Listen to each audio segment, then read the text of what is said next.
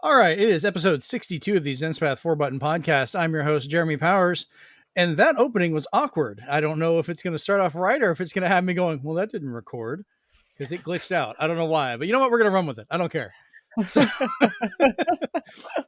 joining me in my awkward confusion from the southern tip of the weird state of Florida, Rachel. Yep, that's me. I am Rachel, and I am joining from the Orlando area. I'm glad to be on the show again this week. You just Vanna Whited that thing. The Orlando. I did. No hand motion at all. If we had video effects, there would be like a magical like word art appearing in sparkles that says Orlando, and then it would also disappear in a cloud of bats because that's my vibe. Right. It's like that hand motion where it's like, today's sponsors is Bubble Soap. And you're just like, hand waving the soap box. Oh, Lord. And wondering why he is still hanging out with us sometimes from up north, Joie. Hello. Rachel, I just want to say that I really liked how you shamed Jeremy for not using VFX because just a lazy host all around. Absolutely, 1,000%. No effort, not a single VFX that doesn't look like it's from a public access cable show from 1996. Terrible. No, thank you for having me again. Yeah, well, hey, that's close to where I am. Aurora is like 45 to an hour away from me. I was actually in Aurora the other week. Illinois? No, there's an Aurora, Colorado. Never mind. Yeah. Oh, that Aurora sucks. Yeah, their game my mom used to live there. It's a different Aurora.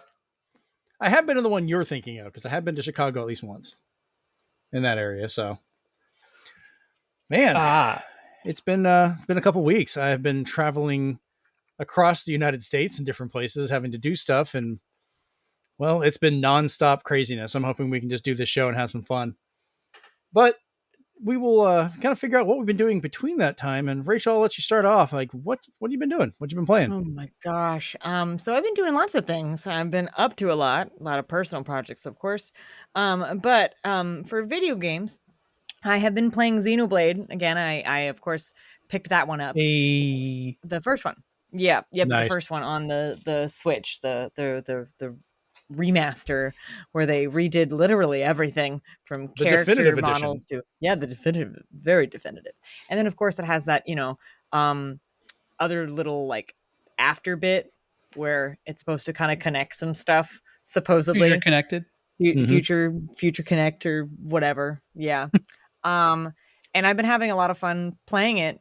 And I was also reminded of when a friend of mine and me did a playthrough. Like we were both playing the game at the same time. We would get on like a Discord call, and we made a drinking game about taking a drink every time Shulk would go the Monado. How's your liver? Are you waiting on the transplant list? God, we didn't get through the whole thing, thank God, because otherwise I'd be dead. But let's say you didn't get through the whole game, but you got through a couple bottles. I got through a couple bottles. You're right, and we started laughing at the end of because we did it. We did that like I think over the course of like a month. We played it like 3 times together, and we both kind of looked at each other and went, "We can't do this anymore. We're gonna die." And then he was like, "Too true." But I'm having a lot of fun playing with it. So, because I'm kind of playing all of them to prep for the new game. So when I finish this one, I'll go on to the next one, and then I'll be ready when the new game comes out. Which you gonna play Xenosaga or Gears? Huh? I mean, maybe. I don't know. Are those actually connected, or is it just that they have those letters? I mean, it's connected. Yeah, it's got some connection, but I don't think it's like immediately apparent. It's got like references and stuff. I mean, Cosmos is in the second game. As a blade. That's my mind. Yeah, that's kind of weird. That's like a very tenuous connection, but there's it's like very tenuous. Yeah, there are like direct story things. I mean, they're so subtle. Like if you never played any of the other Xeno games and then you saw what those references are, you're like, oh, the game explains it. It's not like something that you need to play. But Xenogears is probably one of my favorite RPGs ever, like top 5 easy. So I'm always Mhm. gonna just slide that over to people, just like, hey, come on. I've I never have it. I played need to it. play it. I've heard lots of good things about it, but I've just never played it. And both you, Joey, and my friend Mike, almost every time I mention Xenoblade, they're like, "Play Xenogears," and I'm like, "Okay, I will. Eventually. I don't know when, but I'll get to it." Um, but I'm having a lot of fun with it. I played it like God, like basically the whole day a couple weekends ago because I just had not sat down and just played a game to enjoy it for a while. So I'm trying to start doing that again. With that, I've also started playing Immortals Phoenix Rising on my PS5 because I upgraded to the PS5 edition because it was free to do so. And when Right. I did that, they gave me like a huge discount on the season pass. So then I have all the DLC now. And if you haven't played the game, it's like Breath of the Wild with Greek mythology, is what it is, essentially. And a really It's funny Zeus. oh my no, the game is really funny as hell. I have it on And Series X. It's great. like it's funny. The it's charming. It's really tongue in cheek. And honestly, for a video game, um, it's got the Greek myths really like they have their fingers on the pulse. Like no lie, uh, really good. So if you're into Greek mythology and you did not play Immortals: Phoenix Rising, don't knock it until you tried it because it's honestly a really really good game, and I'm having a lot of fun playing it. And I kind of when I start playing a game again or I start playing a game, I kind of will go and look and see what the fandom is kind of like. And my That's god, dangerous. oh it is Mhm. because I already know a little bit about the story, and because of how far I got the other time. And then some other stuff were friends who have finished it and they told me some stuff and I don't really mind. But there's some like people who ship certain people that should not be shipped together that just have no idea No. why not yet. And I'm just like, please don't It's do okay. that. She's actually 300 years old. It's fine. No, that's not what I'm talking about. But also with it being Greek mythology, the Yeah, lines are weird. questionable. Very So questionable. Yeah. it's Actually, very being Greek questionable. mythology, that might be why they're okay with doing it. Honestly, Mhm. honestly. But it's really fun and I'm enjoying it. Some of the controls can be a little bit wonky and some of the I guess that's because I'm trying to do quests that I'm not supposed to do yet because I haven't unlocked certain abilities because I'm one of those people that likes to do all the side quests before really doing anything with the main story. So that's my mistake. Um but yeah, it's fun. And then of course I've started I'm streaming another game. Now, I'm not completely abandoning Crosscode before you ask, Joey. I'm never. No, I'm already mad at you. Dang. I I'm just already mad at you for saying this dead Ubisoft game is good. Oh That's no. that Immortals, right? No, I don't actually. did. I don't hate it. I will say though, for an Ubisoft game, it was surprisingly mediocre. Rather than Like, being passively bad, it's actually like all right. It's yeah, not bad. It's like a yeah, high five. it's not great. It's not awful, but it's Right. fun, and that's the whole point of it. What got me Mm. was it does have an honestly good sense of humor and some fun writing. Mhm. That's what caught my That interest. and Like the that's what gameplay was makes it so generic, but it was that's what so makes it funny. so good is the writing is very good. And that sometimes can make a mediocre game great. Or at So, least entertaining. or at least entertaining. Exactly. But I am streaming something called Rise of the Third Power on my Twitch channel. Joey, you were able to tune I in was for a little watching bit that. of That it. was interesting. Hmm. So it's a little indie RPG on Steam. And it's got no voice acting whatsoever, but the music is an absolute bop. Like I want to say they spent a good bit of their budget on the sound, just getting the music done alone because it's it's got like some Celtic stuff going on, some like fiddles and just amazing swooping orchestra at some points. And the art style's super cute. It's like when you're viewing the overworld, it looks like, oh, this could have been made in RPG Maker. But then when you go into like the battles, you're like, oh no, never mind, it's not made there. But it's really, it's a good RPG if you like turn-based battle systems, but with a little bit of a twist. The twist being that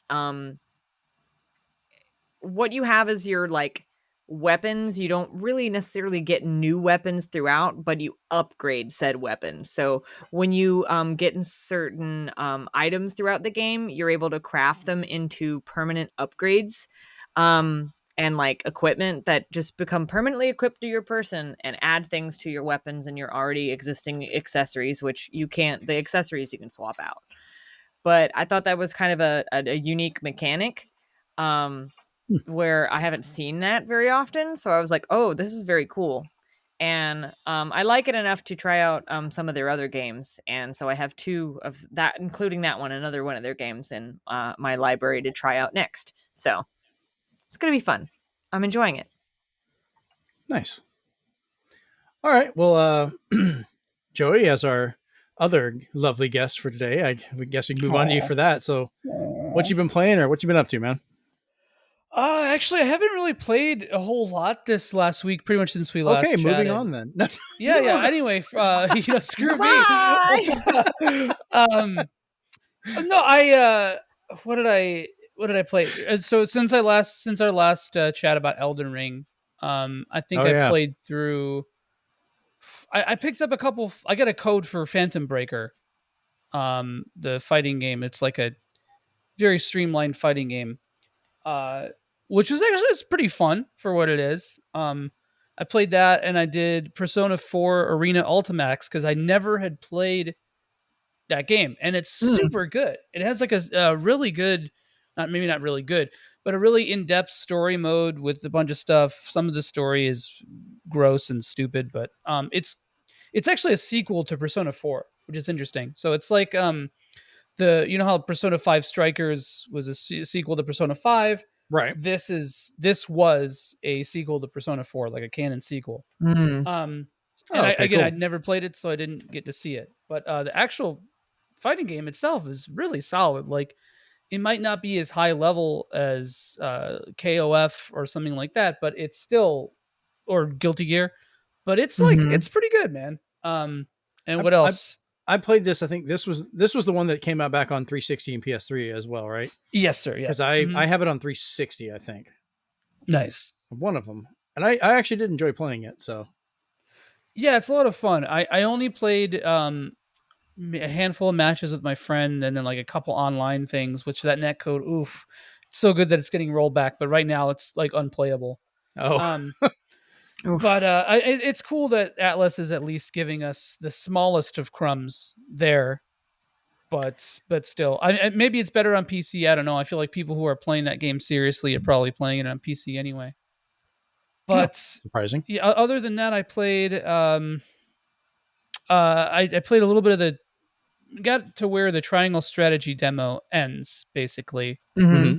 And I picked up the game, but I haven't played it yet. And I also picked up Rune Factory 4 and 5, which I have never touched that series. So I'm stoked to play that. I have Rune Factory 4 on my Switch, and I remember playing it when it first came out, and I really enjoyed it. I don't remember where I am in the game, so I'm going to have to restart it, obviously. So hopefully you like it as much as I did.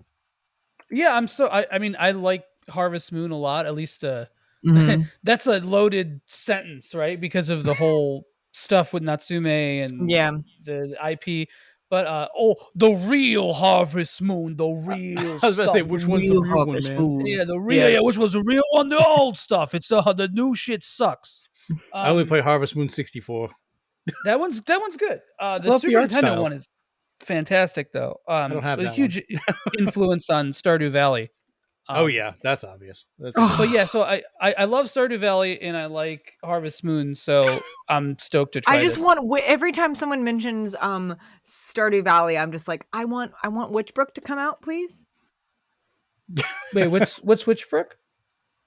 It's the other sequel, isn't it? Not really. It's like it's by the same people who made Stardew Valley Chucklefish. Oh, they didn't make it. They just published it. Published it. So it's by the same publisher.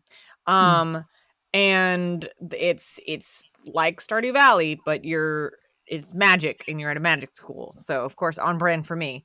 But it looks really good. And I'm just hoping that in this one they improve the fishing mechanics, because I can't fish to save my life when I'm on Switch, and I tried when I was on PC. Still I got a little bit better at it, but not a lot. So yeah, Nice. Yeah, Stardew Valley is interesting because one dude made everything in that game. he did, and he's still doing updates. Yeah, and the new game that the Haunted Chocolatier. Ooh, man, that's like one of my most anticipated games ever. Really? I want to check that out, because it's like Willy Wonka but with spooky, but not quite so spooky. I'm not really aware of much of it. I mean, there hasn't been a whole lot that he's said about it. I you know what? I wouldn't put too much stock into it until the game actually comes out, because he's a very what's the word? Eclectic, malleable, eclectic eccentric, too, but a very malleable director. Like when Stardew first came out, I didn't play Stardew until it came out on Switch, but that's why when I played Stardew it mostly. first came out, it started as a completely different. It was very different, and over time, he smoothed things out, changed things. The game's vibe completely shifted. So as stoked as I am for it, I know it's going to go through 15,000 iterations before we get to what is even closely resembling a final product. And he even said, like, I'm not actually sure 100% what kind of game this is, because I have so many ideas, which honestly makes me stoked. But maybe I'm just crazy. I don't know. I'll just keep changing it until it becomes popular, and then I'll lock that in. Exactly. When one guy designs a game, I always think of that like game that started that was being developed like right around Final Fantasy 15 was in the middle of its last like bits, which is called Lost Soul Aside, and it's supposed to be supposed to be coming out Still this year. There, yeah. But literally, one guy has designed, I'd say about like 80% of the game. I think he has like a few other people on his team now that he has like the backing, some financial backing from like people. I don't remember who, but he got some nice money after showing it off to some people. It's always really iffy when you have those like single person designing a game, because either they're going to turn out bad and go crazy, like what was it, Phil Fish, and we'll just call him Notchsy. Oh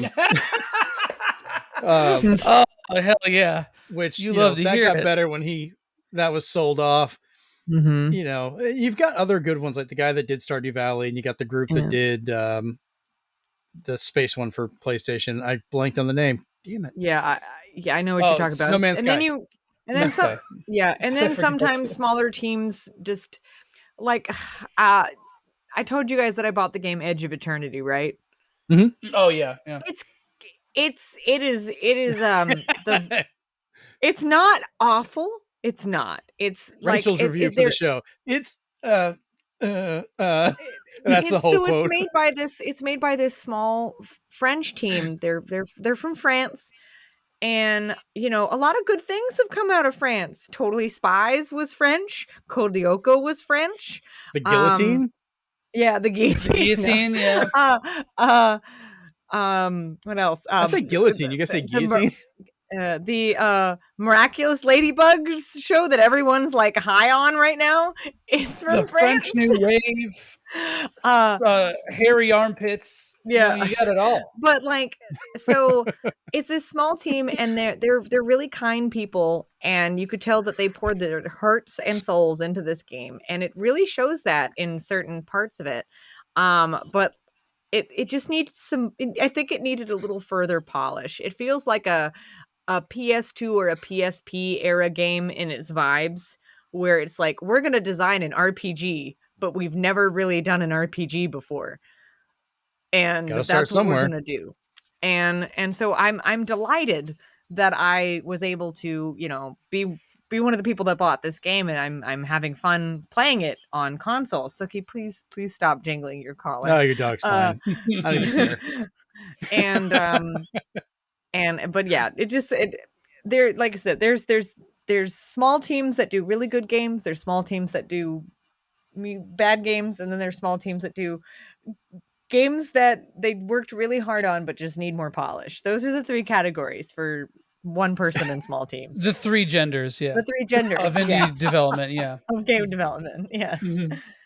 I hate that I guess the camera froze for a second. Like, it'll look fine on the actual final stream, but the camera froze just for a minute. I could hear, I guess, my Nazi joke hit you pretty well there, Joey, because I heard you start laughing.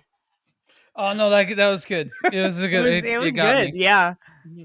I was like expecting you to say notch, and to some extent, but I didn't expect the shade, and so I was very appreciative of that. Thank you. Well, once you go Nazi, you get the fuck out. Hey, man, brother. Very true. All right, so I guess I'll go ahead, and if you're done, Joey, I'll jump into what I've been playing. So I talked with Frank and all the guys for my past couple of weeks of travel of what game I should play, and everyone kind of voted on Dragon Quest XI's. It's so good. And I got to play, out of this last 2 weeks, about 35 minutes. Oh man! But did you have fun of those 35 minutes?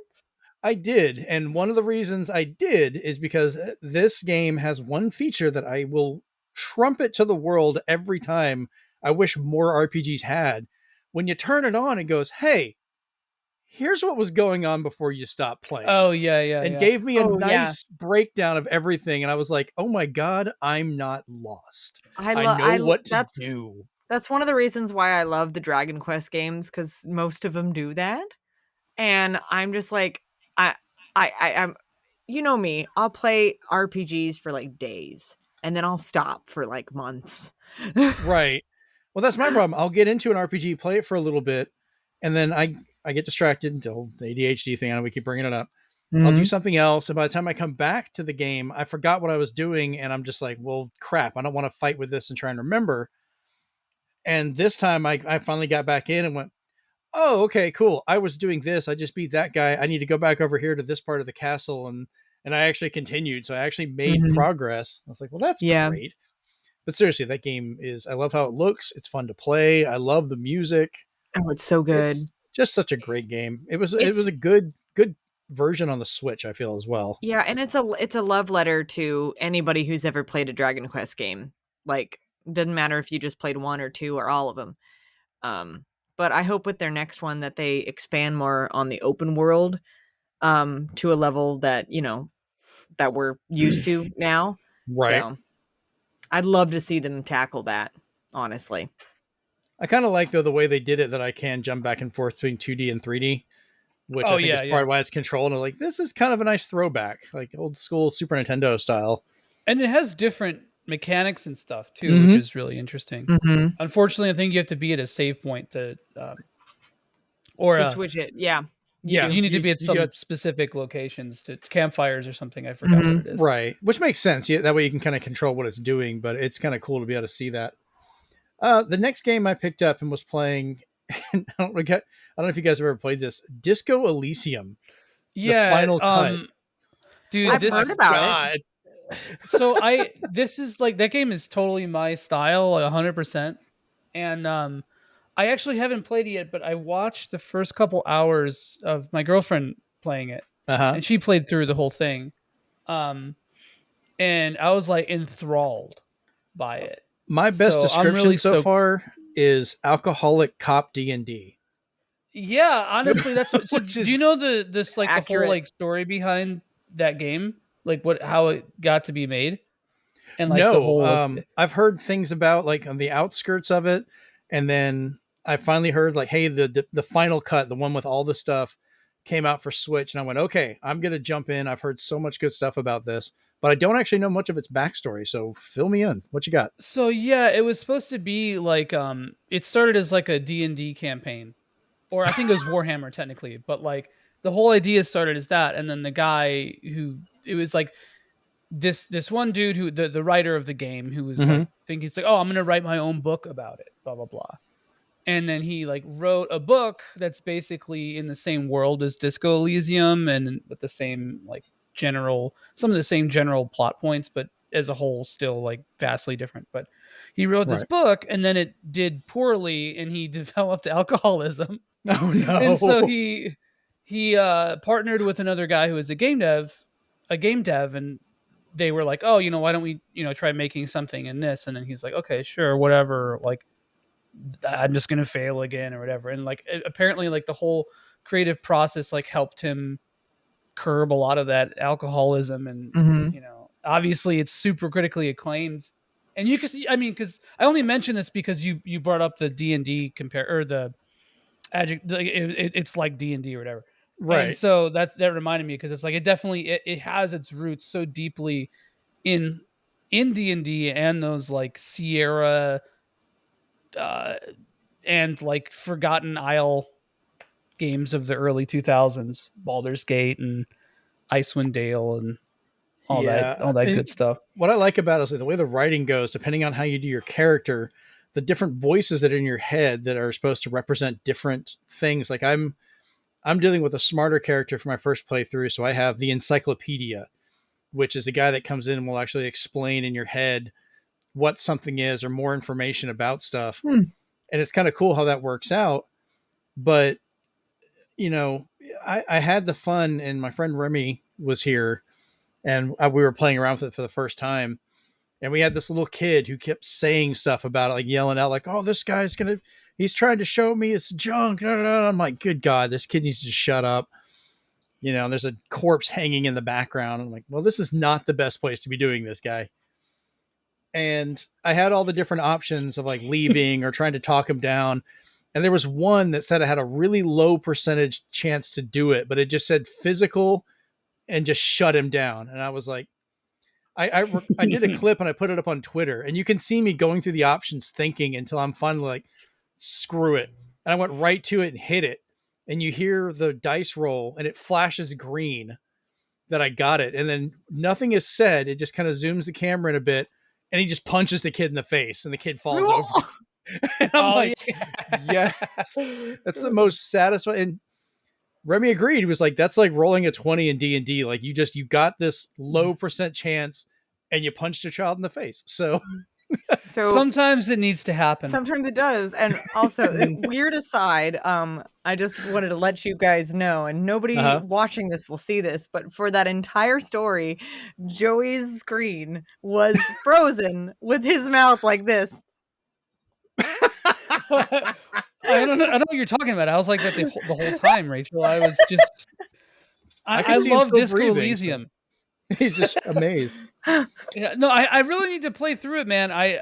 It's something that like I had to have headphones on when she was playing it because I didn't want spoilers. So I don't really know what happens in the story or whatever, apart from the first like couple hours that I watched. The beauty is, even if you were listening to it, you can do so many different things. You may not even run into anything that she would run into if you play a different type of character or whatever decisions you make. It drastically changes, and you can die fairly easily. I've caused like a heart attack on my guy twice. I rammed the door trying to go into it. He just fell over dead. I'm like, what the crap? She did say that she had a couple moments like that, and I'm like, okay, well, yeah, I think you sounds right, moron. Next up, I got to finally try the Mario Kart 8 Deluxe DLC tracks, the 8 tracks that came out. Have you guys messed with these at all yet? Not yet, no. I'm not going to cover too much on these, but I have to say they were really fun. Both the returning tracks from previous games and the technically returning, but I'll never admit it because it's not a Mario Kart to me, you dirty cell phone game, coming new from, the cell phone Mario Kart. So I played through all of the tracks that have come out so far. And I played, I'm going to go through all, on every single, difficulty, on Mario Kart, but I played through the 50cc and they were fun. The ones from the cell phone games were actually not as bad as I thought that they were. I know. Like the one that goes through the dojo, I was like, oh, whoa. That one's crazy. That one is like, there's like wind parts that push you up onto other levels, and if you don't hit it exactly right, you will fall off this Yeah, there's so many different scaffolding. levels you can go through. It's ridiculous how It's much of a maze. ridiculous. And the one that's also, I think it's also in Tokyo, but it's on like this highway thing. But that one was Oh cool. yeah, It was nice to see the Paris track back. That was nice. I was having fun in Coconut Mall. Oh I yeah, missed that me from the too. Wii. That was just a fun track. It is. But I people can't were wait to see the complaining. next ones. Yeah, people were complaining about the graphics for it, and I'm looking at it going like, okay, yeah, they're not as detailed as some of the other tracks, but I didn't give a damn It while we looks were like it was, racing like, around ripped. having fun. Yeah, it kind of looked like it was ripped straight, like the asset. It I mean, was. obviously, They might but have. it They looked. might have been. And I think that Mhm. was their intention. Just rip it from it, give it a little bit of polish, and then that's it. I kind of like that there's not a lot of like detailed background elements like there is in the newer tracks with lots of effects going on and all that kind of stuff. Yeah, I do You like know? that though. I like that part. I mean, I do like that, but I kind of it reminds me of the good old days, and I can't wait till we see if there's double dash stuff because that was my favorite Mario Kart. If there's not So Luigi's Pinball, I will riot. I will riot. Everybody's gonna riot. Everyone's has been rioting. Yeah, Yeah, they're just it better be there. I'm kind of of the thought that they had to get these tracks out a little bit faster. That's why they look a Mhm. little rougher.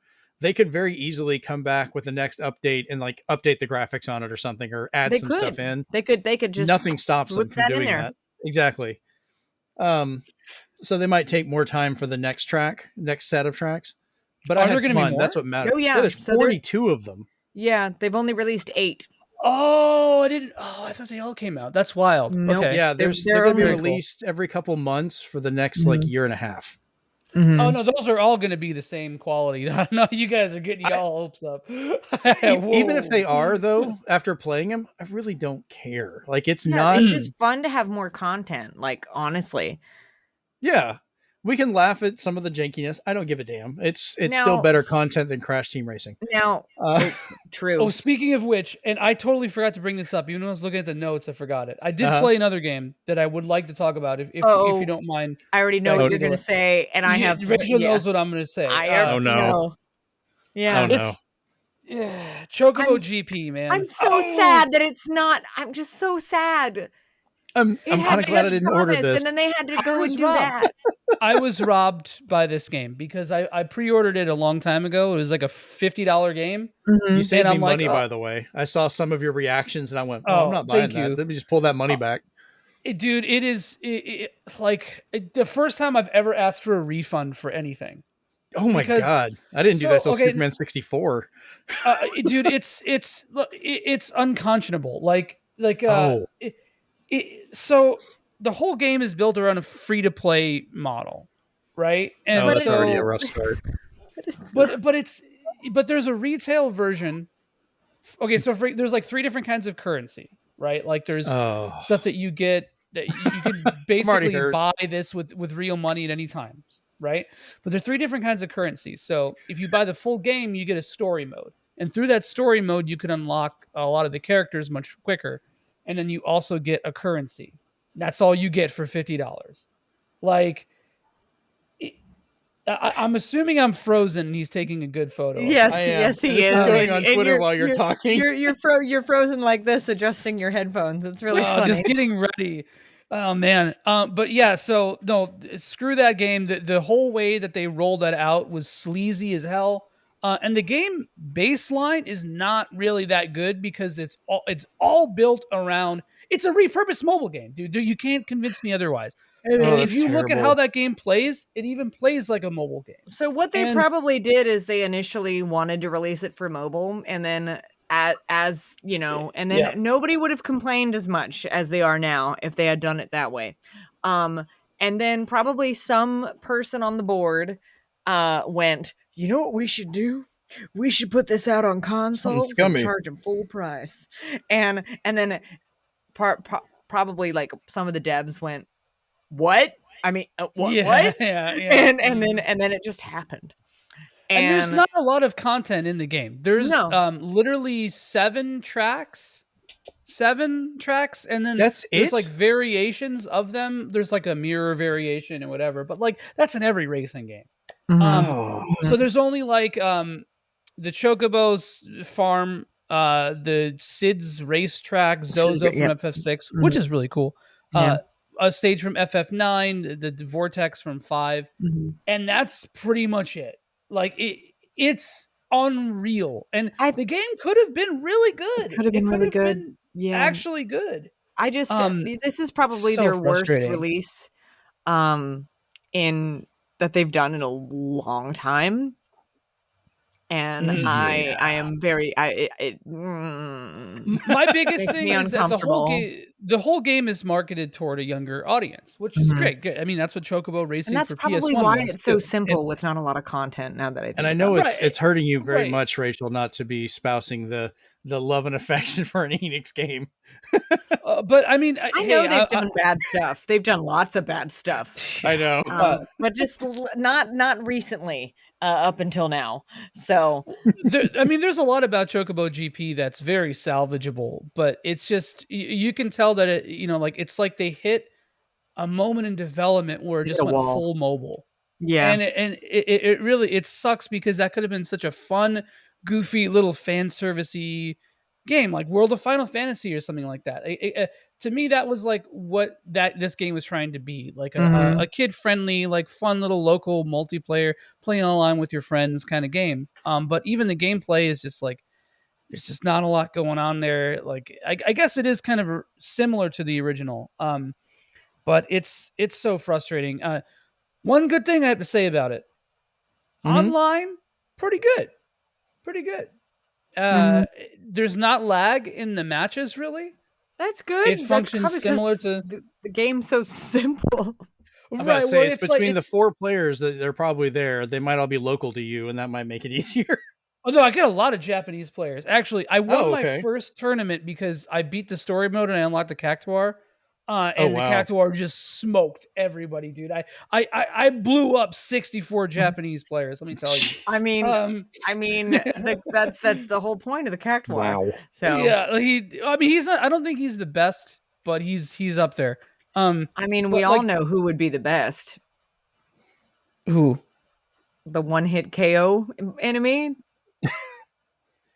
Oh, the Oh, Tomberry? Mhm. yeah. I actually was Yeah, thinking there that is one. no Tomberry. That's How unfortunate. That's why. That's why Yeah, that's that's why exactly why. he would be too OP, you know. Mhm. Or Oh, if he and wasn't, people would be upset. how did Exactly. I Speaking of this, also Square Enix also played Stranger of Paradise. That game was awesome. I liked Stranger of Paradise. I That game took me by surprise. I wanna play it Really. very badly, but I just don't have the time right now to add it to my already, like, crazy backlog of things. I'm fairly It's sure it Junior's probably going to get it. I'll just see it when he plays it. Just get it when it's on sale because it kind of feels like unless you are fully planning to like do all the multiplayer and comb through the game, like it's probably not worth paying full price for it. I Yeah. mean, with how often they've put the Final Fantasy VII Remake on sale lately, it wouldn't surprise me if this one does the same thing in a couple of months. It will. It unequivocally will. Yeah. It's definitely like a $30 game in about 4 months. Good Okay. But Lord. it's fun and it's like it's a ridiculous. It's like you can't take it seriously. Like Mhm. it's so over the top. Like completely unaware of how ridiculous it is. And there's an earnestness in that. Like the whole time, you play it for the schlock basically. Hmm. Every single line of dialogue had me rolling, like unintentionally, because it's not supposed to be funny. It's not supposed to be like, oh, this guy's such an edge lord that it's hilarious. No, it's like they're completely serious. Because it's the Nojima and Nomura combo, man. You can't stop that with the team ninja engine. Oh no. But the core gameplay is a lot of fun, and it's funny because about 3/4 of the way through the game, Mhm. it was still funny. The whole game Mhm. was hilarious throughout. But there's a point where I'm like, bro, it's actually the story's kind of good. I'm like, this is kind of so bat poop that it actually works, and I was just astounded by how I I was mean, actually affected by this game. I mean, Amazing. it's Nomura, so I'm not the least bit surprised because the man is a madman, but I love him I for hate it. Kingdom Hearts. I hate Kingdom Hearts. I love the gameplay of Kingdom Hearts. I hate Kingdom Hearts though. I love Kingdom Hearts like environments. It's cool. I like how they took characters from Final Fantasy, but everything Nomura did with Kingdom Hearts, I'm like, I stick to character designs, bro. That's what you're good at. Just keep adding belt So, buckles to everything. oh I my skip god. all cutscenes in Kingdom Hearts. I don't want to watch them. It makes me cringe Oh my so God. hard, bro. I love the absolute like assholery that he's put in it though, because Oh yeah. my favorite part of it is you didn't let me make the game I wanted to make, so I'm gonna put this game in this game now, and y'all are just gonna have to deal with it. So suck it, board members. So God, we're gonna be on this isn't forever. really a spoiler for Stranger of Paradise because it's in all the promotional stuff. It's like it's related to Final Fantasy 1. Okay. And what you just said about him, like, the whole Kingdom Hearts 3 FF15 versus thing. Yeah. I almost feel like there's a kind of like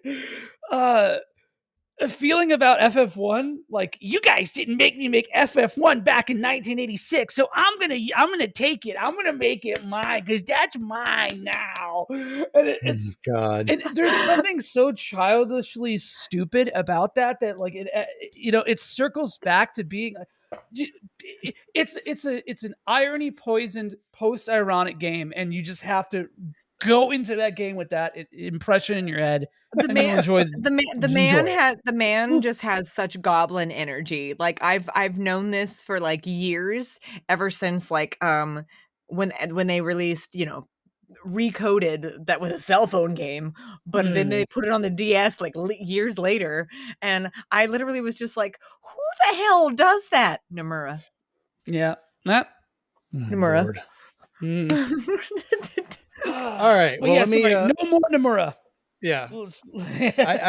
I know we've gone like super long on what we've been playing this time. It's okay. We had things to say. But I want to talk about this one. I don't want to skip it because this has been a good one for today. Kirby and the Forgotten Land came out today. Today is the release date that we're recording this on the 25th of March.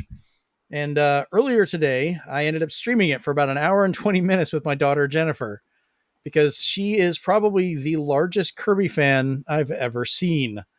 And she stole my hat. She's so cute. You can watch this. It's over at youtube.com/Zenspath.com. I have it over there on my Twitch streams where we played it for a while. And I let her play. She started it up new, played. We were talking with each other. After a little while, she was like, hey, do you want to do co-op with me? So I grabbed one of the Joy-Cons. We played co-op for a little bit. Surprisingly worked out well, by the way. It was fun just to pass the Joy-Con and play, which was great.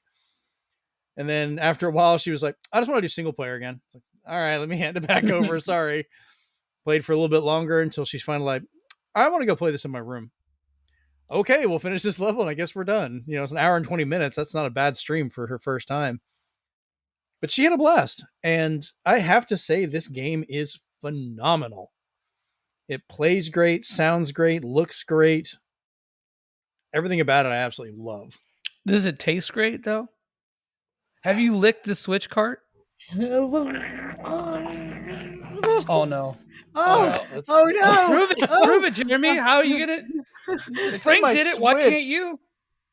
All right. Well, here's Mario Kart. How about that? That's fine. I'm sure it tastes the same. I've got video of other people I made do that. I'm not doing it because they were like, "Oh, this isn't too bad. This isn't."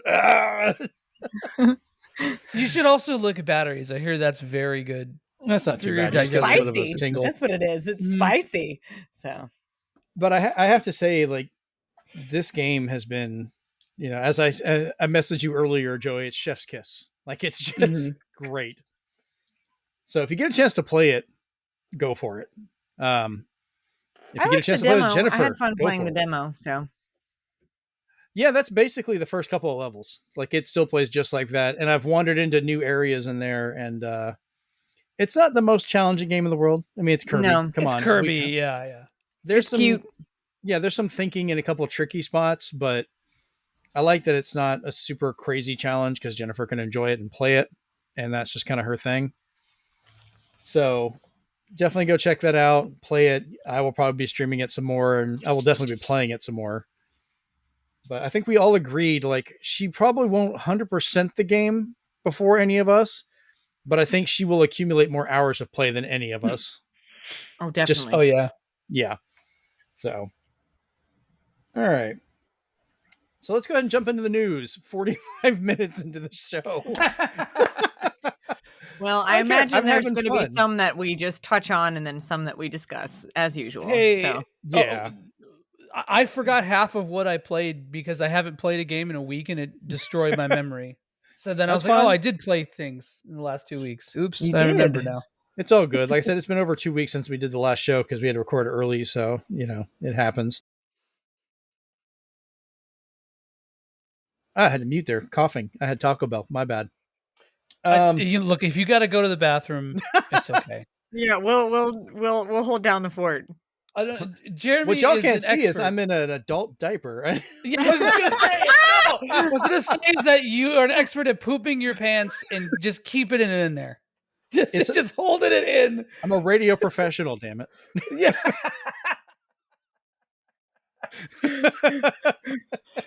This is what I learned at the college. Oh my I did one God. solo recently, so this is actually very fitting.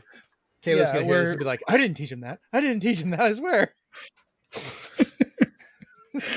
All right, so all jokes aside, all the stuff going on over Ukraine right now, with Russia invading them and killing a lot of people, trying to take over, which they are fighting back. But there are a lot of publishing groups that are trying to do different things to build up money for them.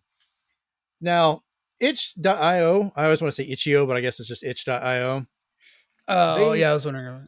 Yeah, They released a bundle, which I did pick up that one, which I got like a couple hundred crazy games in there that I'm gonna have to try out. Some of them look absolutely ridiculous, but I'm like, yeah, I'll do it. Humble Bundle has another one that I might pick up tonight. It was like $40, but it had some really good games in there. But each of them came out. They've already raised $12 million between the two of them for Ukraine support. Itch.io finished theirs at $6,370,522.22. And so far, at the time when I wrote this a few days ago, Humble Bundle had already hit $6 million itself, which is nuts. But to completely outdo that, Epic Games decided to go, okay, we can do something. We're going to start a new season of Fortnite. And every penny that goes for Fortnite for this couple of weeks will go into it. And within 24 hours, they've already raised over $36 million. Yo, that's nuts. That's so wild. I And didn't that hear was about this. days ago. Mhm. Yeah. So right now, you get the battle pass. You put any V-Bucks in if you buy them on any of the stores Mhm. or through their service. If you go buy a card at a store, if you put it in at that time, 100% of that amount will be put towards the charity groups that they're working with immediately. They're actually paying out the money before they get the money from the payers. When Go you ahead. said V-Bucks, I just thought of all of the children coming into GameStop trying to get buying V-Bucks Yeah, and you then got some flashbacks. calculating like in my brain just how many kids per day would come in and get like a V-Bucks card and then translating that to how many like video game stores and stores across the globe have these children buying V-Bucks, and then all of those V-Bucks purchases are going to go to the Ukraine. I'm just like, oh my God, I am not surprised that they have raised this much money, but holy crap. Yeah, That's so so much. every That's penny of it amazing. from March 20th to April 3rd are going towards this. So I'm actually going to be, if you want to play Fortnite with me this season, I'm going to go ahead and do it. I'm going to get the season pass. I'm going to jump in to do it because screw it. It's actually for a good purpose. And I have a few friends I play with and they got rid of building for a little while. So it's just a shooter. Xbox is also donating all funds from the game purchased on Xbox Live, which is good. And they're right now for Epic, they're putting everything towards direct relief, the United Nations High Commissioner for Refugees, the United Nations Children's Fund, the World Food Program, and they have more charities they're adding over the time period. So, I mean, that's pretty much putting your money where your mouth is. Like, that's a lot of money from a game to to put in. Good Lord. And they're going to need every penny of it. So that's They good. are. Moving on to our next story here. Nintendo Wii and DSi eShop channels have mysteriously stopped working without any warning. And people kind of wondering, like, hey, I thought these shut down years ago. And they did. You can't buy anything, but you've been able to re-download your purchases. Those are supposed to stay up. Last I checked, I haven't seen any update to this, so I haven't been able to verify if they've come back up or not. But there was no announcement from Nintendo. They just stopped. People could no longer re-download what they had purchased, which is one of my biggest fears of an all-digital future, because eventually those servers will go away. As much as everyone says it'll never happen, it will inevitably happen. Mm-hmm. At some point it'll get so worn down where they may have it on one server, and when that hard drive crashes, they may just not care to bring it up anymore, and whatever you had will be gone. Yeah. Well, that's one of the reasons why I still continue to buy physical games for the most part. Well, moving on to our next story, Rachel, this proves why that won't matter anymore anyways. Yeah. Gran Turismo 7 was offline for 30 hours because of an extended maintenance update. Even if you had the physical disc, even if you paid real money for these cars, you couldn't access them for that 30 hours. The game was completely useless. There's basically one mode that's basically a demo mode that you can access to race a couple custom races. But even then, your purchases wouldn't even be allowed to be used in that. So they're just going to go away. That's why I'm glad that there's certain like companies out there that are trying to do single player experiences because of this. Yeah. And there's quite a few out there now that are putting like, they're making a point to like say, this is single player. And there's quite and I'm very glad of that, because that's literally all I play except for Sea of Thieves and Mario Kart. And so I'm just like, why would any person in their right mind ever develop a game like this? Like, I don't understand it. It possesses no longevity whatsoever. Because once they shut down those servers, you can never play that game again. Yeah, and what I don't get, like the biggest argument that they kept coming up with was, protecting the game save for multiplayer. And I come back with that going like, well, why can't you just have two saves? You can have your single player save that you only play offline and nobody cares what you do with it. It's your game, enjoy yourself. And then have an online one that has those restrictions, because games do that all the time. Mm-hmm. Mm-hmm. You're going to have those two separate modes. It's not like this is an unheard of impossibility. Yeah. So it kills me. Like, even the cars that you purchased, people spent real money getting these cars, and as soon as that server was down, even though PlayStation Network was still working, it could still verify, hey, you made this purchase. Because it was tied to the game save, it just said it didn't exist and shut it out. So it just drives me nuts. That really sucks. That really Yeah. sucks. I don't really play a whole lot of games that use this kind of service, apart from like, games that would, like an MMO. Yeah, right? that's different. obvious. Yeah. Yeah.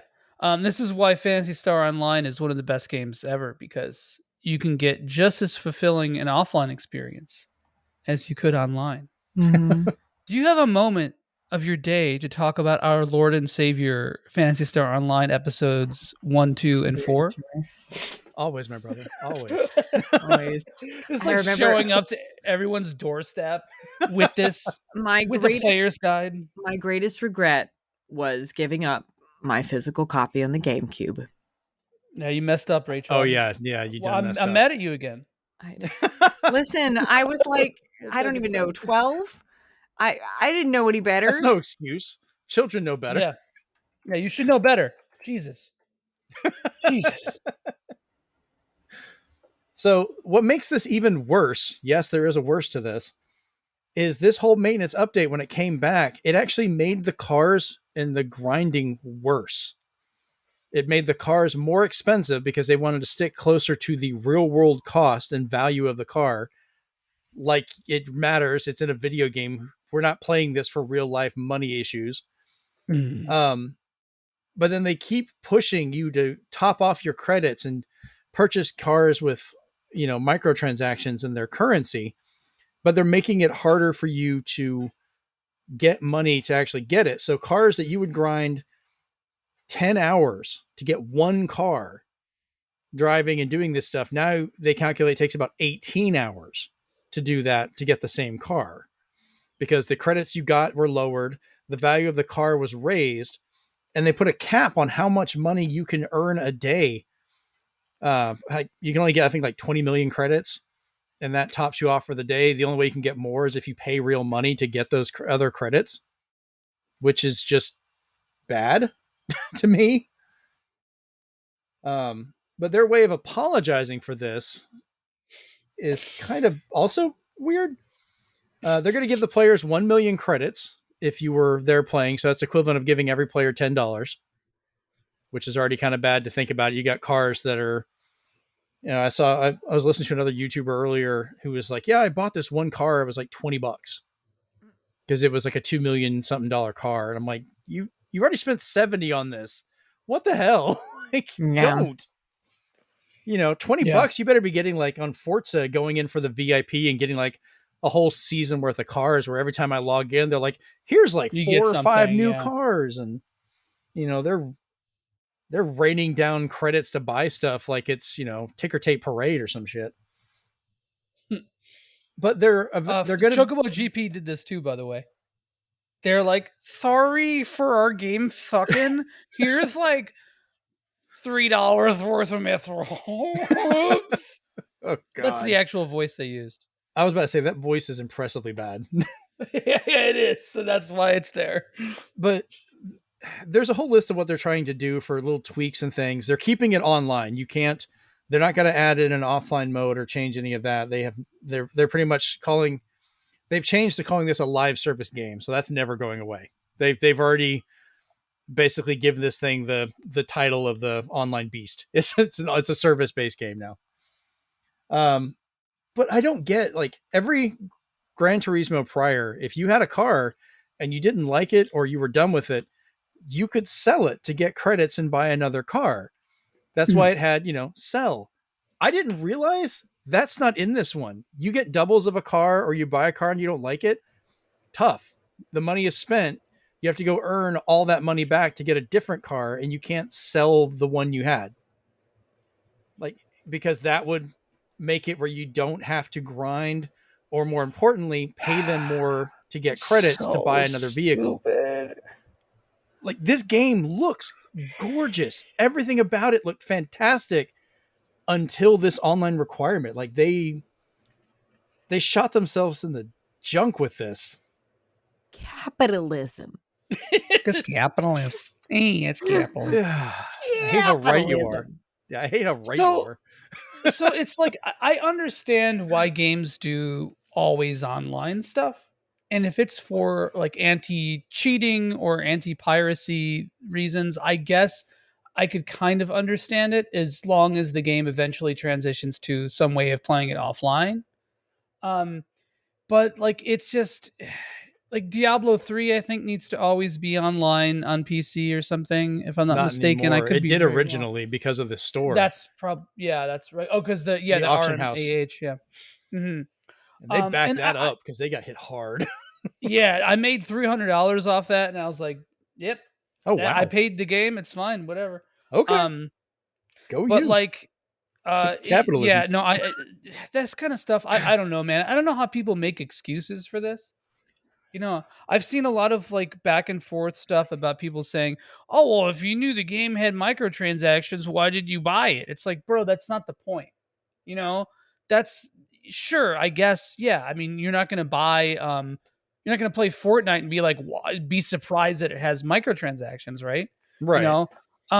But the problem is the fundamental one. The whole game is designed around that concept. It affects all aspects of the game design. Right. And this is like a huge selling game. Like, this is like a top 5 seller, like in a generation, if not the highest selling game in the generation.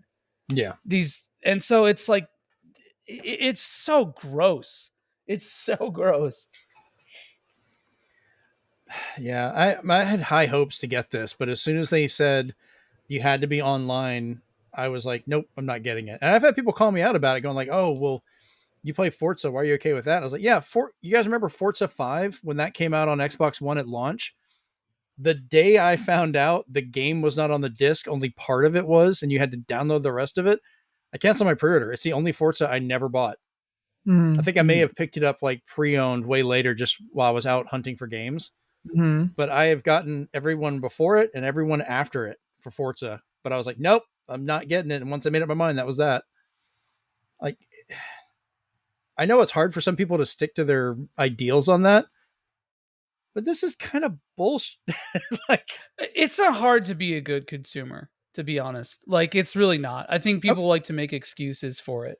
and I'm not trying to be on a high horse. There are Yeah. plenty of things that I'm like, well, this isn't the best. I'm going to get it because of, X, Y, and Z. That's why I like it.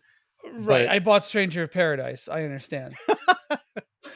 I All right. understand.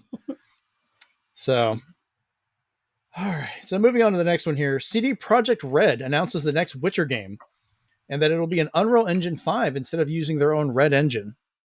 So That's good. This is actually a good. Okay, I sleep through The Witcher. I played all 3 games. Don't really care that much. I need to finish the second season. Me too. Oh, I haven't watched that yet either. But like to me, The Witcher is not like it's like something I have on in the background, sort of. Even the games fair. too felt like that. That doesn't mean they're not good games. I just find them kind of middling. But They're tedious. There's a lot going on. yeah, but that's okay because like I play a lot of games that have a lot going on. It just Mhm. I was about to say, you play RPGs. yeah, I played Both of you. FF14 and Souls. Like, there's a lot going on. I play shmups. There's a lot going on. But in terms of world building, I play a lot of stuff that has that. But one thing that's really important about this is that using Unreal 5 instead of their in-house engine, which kind of sucks, sets a good precedent because I think one of the biggest. We'll bring this back to Rachel and I. One of the biggest issues that Square Mhm. Enix has faced, is using Luminous Engine. Every time I see that logo, I cringe because it makes designing a game so much more cumbersome than it has to be. It's tedious, You know- and that's why I'm glad with the next Final Fantasy they seem to not be using the Luminous engine. So Yeah. I'm glad for that because I think a large part because I'm pretty sure 15 used Luminous. It did. Yeah. And I think that's partially where some of their problems came from was that engine.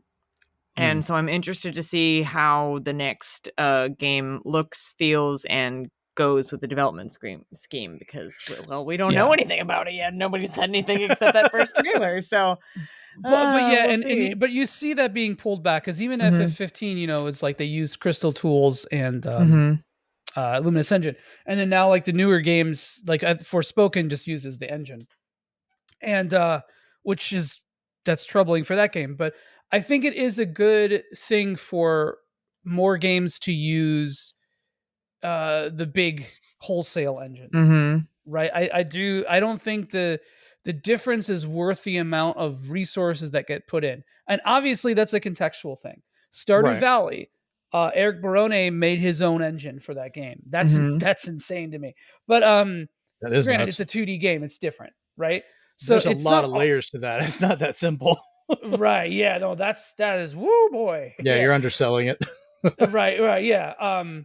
I meant more so like, he doesn't have to make like 3D assets and like physics in, like, but still, Right. again, by himself, that's incredible. That's why that game is so astounding to me. But anyway, my point is that like proprietary engines aren't bad in and of themselves. It's just that it's been something that's quagmired a lot of development with AAA games from many studios.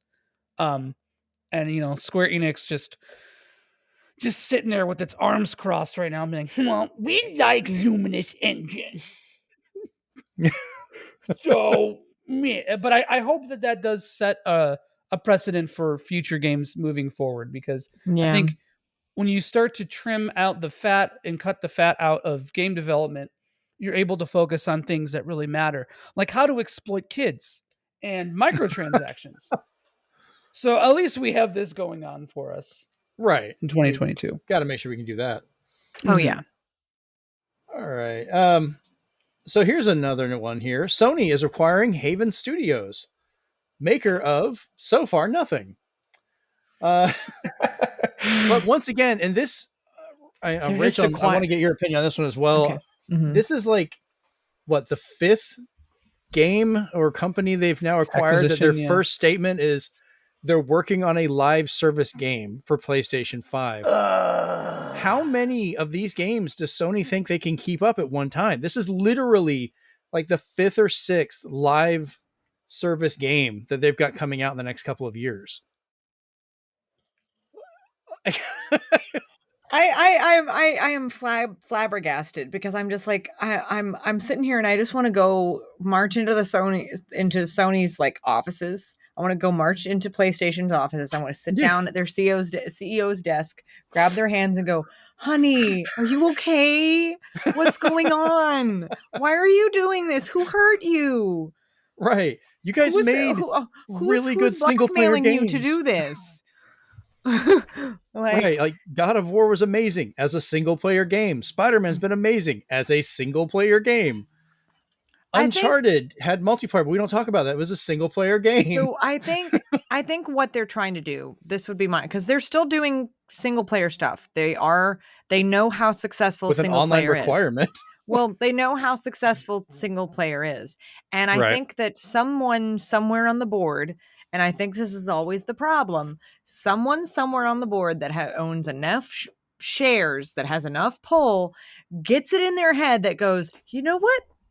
Capitalism. Let's do an online game. Let's make it an online intervention. Like literally, honestly though, if I had enough money, I would so make some things happen where things did not happen. But I do not have that money. I am not rich by any means.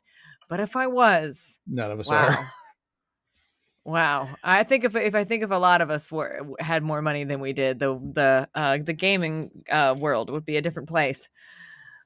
But here we are. Yeah. But no, I understand what they're doing from a business standpoint, from a money standpoint, but from a consumer's standpoint and a console longevity standpoint, I'm like, why? First off, if you're going to be running 5 or 6 live games simultaneously, like on your own dime and on your own servers, like honey, that it's going to overload. Like I'm hoping that they have prepared themselves for this. Like they have spent more money than God on making sure that their servers can handle all this, because if they haven't, we're going to have a problem.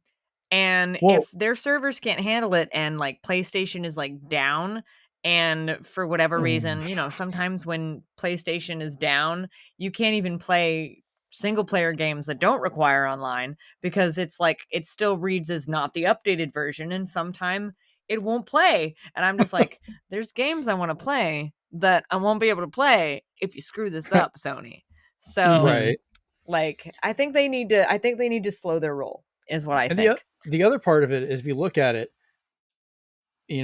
how long did World of Warcraft rule the MMO world? EverQuest was before it. Nothing would topple EverQuest really until WoW came along. And then that was around for like a decade until the closest competition was like Final Fantasy 11 kind of crawled up, and then 14 finally, I think, eclipsed it. And how it is, WoW is still a monster. It's still out there making money, but 14 is kind of taking the zeitgeist on that. But how many other games have died between that point or had to go free to play? WoW killers? Oh yeah, Conan, Warhammer, freaking Star Trek Online. I got the collector's edition of that one. I kind of liked the little of that I played. I still play it. It's fun. But FF11 came out before WoW, but like it didn't come out in the US until like the second expansion. or something Yeah. like that. So Yeah, I know we the got it a time was little bit later. on that one. I'd played it on PS2 is how far back that one was. But yeah, but like that and WoW existed parallel in such a Mhm. way where they didn't really interfere too much with like the market share of that genre, right? Right. And I Like, guess the point of what I was trying to get at is like there's only so much of a group of people that can play these. And the more of these games they mhm. make, the less you're going to get for each one because you're going to take, even in the perfect world of getting all of them to play, they're not all going to play all of them. Yeah, yeah, and that's exactly what I was gonna say as well, because it's Okay. like what ends up happening is, you know, developers and not really developers so much as Mhm. producers and executives have been like, okay, well, crap, these games as a service, these gas, Oh, um, God. they're making a lot of money because people are able to play 2, 3 of them, 4 or 5 sometimes at a time and put money into them. Yeah, because we were home from And COVID. right. And it's like, right, sure, right now, maybe, but like in the future, let's say 5, 10 years down the Yeah. line, when this kind of stuff blows up more, I think you're gonna see a lot more of a smaller market for that kind of stuff because Mhm. the novelty is gone, you know what to expect. There's a lot more things that to inoculate you from spending money, all that kind of stuff. There's so many factors that go into that. And it's like, there's not really a long term plan for games as a service in this sense. Right. And I'm worried it's going to crash a big part of the video game industry. And it's like a scary, terrifying prospect where it either crashes or it all becomes games as a service or like a very niche part of the market is not. And that's like, I maybe I'm dooming a little bit, but I do think it's like a cautionary tale, right? Mhm. Right. And I mean, everything that we've just been talking about illustrates that point. And it's like, what can you do? Right? Like we can bitch about it all we want and we can be like, well, this sucks. I'm not gonna play this. I only buy physical, which is what I do as well.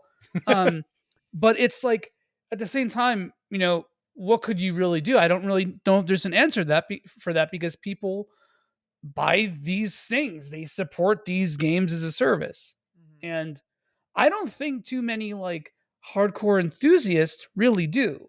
But the thing is that game companies don't need us. They have the casuals, The Right. people who casuals. don't talk about video games in a podcast, people who just like, oh, I'm going to hit up my phone and go to Candy Crush and, play the thing. And it's like, that's fine if it only stays in that small sphere, but it's just growing and growing and growing. And it's Mhm. just, yeah, it's, man, I feel like it's like I need to make like anti games as a service propaganda is what we need. So sorry to doom. Sorry to doom. You're It's okay. fine. Sometimes we I need went doom. quiet for a moment because I just saw the chat said Jeremy Poopworse. Thank you, Joey. That just You That was a just long completely noticed threw time that? my ago. brain. I looked over and I was like, You It was just when you were noticed talking about your diaper. that? oh, Which, by the way, yeah, how's it's that been there a going? while. Have you been getting a good stew in this whole time? As if you I'm know? holding it in. Okay, good. All right. So, yeah, the whole service thing I just want to go into. Joey's broken now. All right, Mess me so up. the day has finally come. The the unthinkable has occurred. The Nintendo Folders. Switch has folders. Yes. Folders. Version It's 14.0 released for the firmware. It's not even so much folders. This is actually better than folders. It's kind of tags. tags. You Yeah. can now group and tag games, so you can have them in different groups. I just want to say folders, but all I wanted to do with this, I know people were complaining, like, I don't know why we need this. I have Organizing your 275 physical games on my Switch. Yeah, Every organize your single one of yeah. those has a box. In the middle of those, mixed in with almost no indication, is a bunch of digital only games that I bought. Yep. So the And first thing I did was make a folder that's digital only. And oh my God, I can see my games again. yes, and organizing things is great. Also, they improved Bluetooth audio, but whatever. Yeah, that's there. That's there. But literally, it's like the sky Yeah. opened up, these little pixelated angels came down with a Switch update and said, folders, and then disappeared. I loved it. Somebody I was reading on Twitter talking about this. They were like, yeah, companies will save these big announcements for this when they're like, oh God, we've had like a sexual harassment scandal or all this stuff has happened. We've actually killed a hooker or something's happened that we have to. You keep an ace in a hole, man, for your Bobby Kotick moment. Nintendo's like, it's like Wednesday at 8:00. You want to just, let's just release folders. Okay. All right. Bye guys. We're going home. And they just do it and go home. I think that Nintendo runs on the strongest ADD energy, like they're just like, oh crap, we forgot to put this in like 20 minutes. We've been answering all these things about it. Like Jeremy and I know this very well. Oh yeah. So Nintendo's just ADHD. What can you say? That's why I love it so much. So yeah, but that's the great. Smallest of crumbs. It is the smallest of crumbs into our lonely, ardent hands. It has honestly given me, it's been such a huge help for me though, for that one thing. I mean, I know not everyone's going to get use out of it, but if you saw the list of games I have to dig through, it's why I quit playing a bunch of stuff because I couldn't find which one was digital. Like on the flight I wish I'd gotten these before my flights.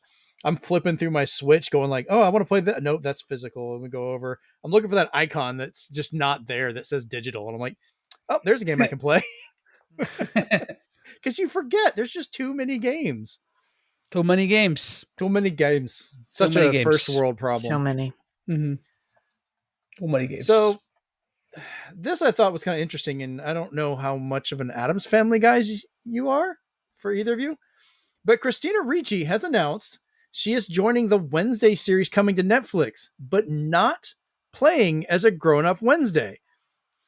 So well, of course, because Wednesday's already cast, and so I'm excited to see what she's going to be, because I'm hoping it's like a teacher role at the academy or something that that Wednesday supposedly goes to.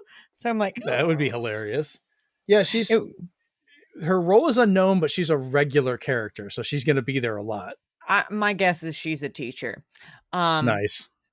Riding on the coattails of that, I don't know if you guys have been following Rob Zombie's Monsters movie.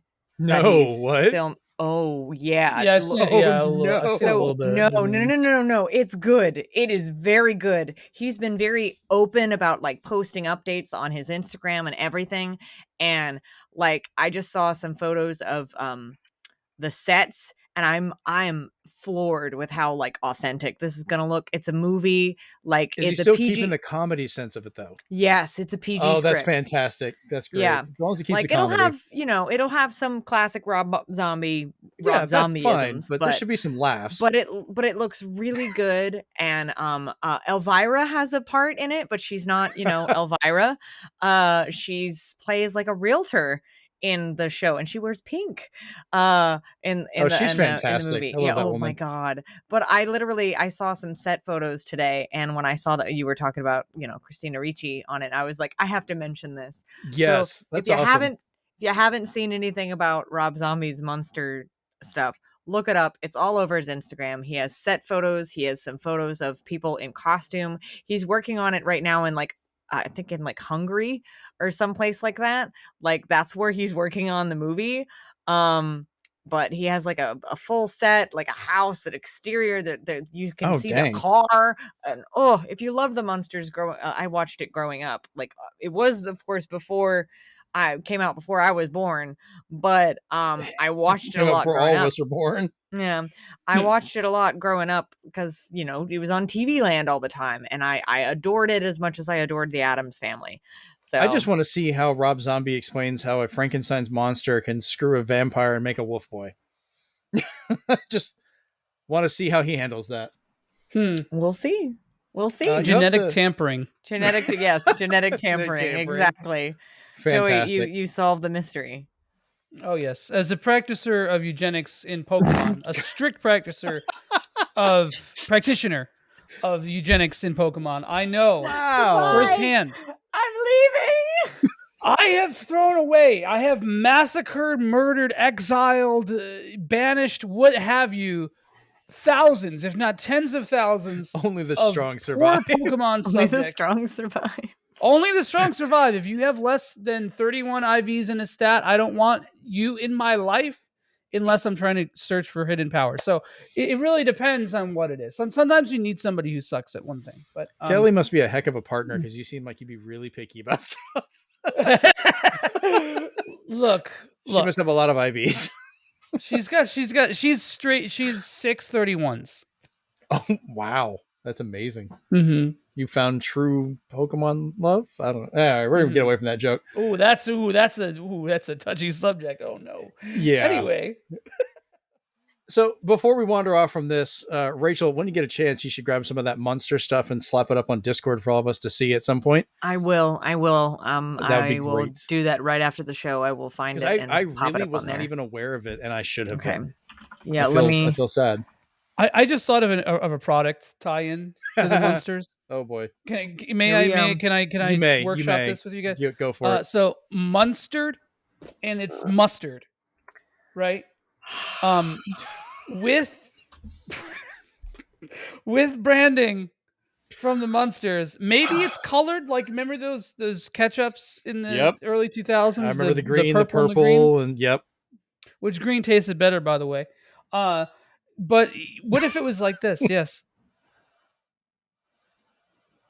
Like what? Rachel, are you okay? I'm sorry. She's just covering her mouth. I'm so sorry. I don't know what to think. I've made this entire audience pregnant with the dad jokes that I brought to the table. So that I thought you were gonna go with like a Munster cheese. So I mean, you kind of went mustard, that's the and I was other like, tie-in. You get like a whole You've got them started. charcuterie. You've got. I have actual dad joke power. Do not make me break out this. Damn, that's true. I don't have kids. I will probably never have kids, so I have to live vicariously through Jeremy's dad jokes. I'm trying. I can deliver my dad jokes to you through my own actual children on Twitter. So, I'm sharing this stuff now. By the way, guys, just so you know, live on the show, she's on our Discord. I'm on our Discord. And if you find us on Twitter, you can also join our Discord. Yes, you can. People know. Shameless plug. We have a lot of memes. We do. That was the smartest thing anyone that you suggested to me to put in there was a meme channel. Listen, that has been the most traffic we've gotten.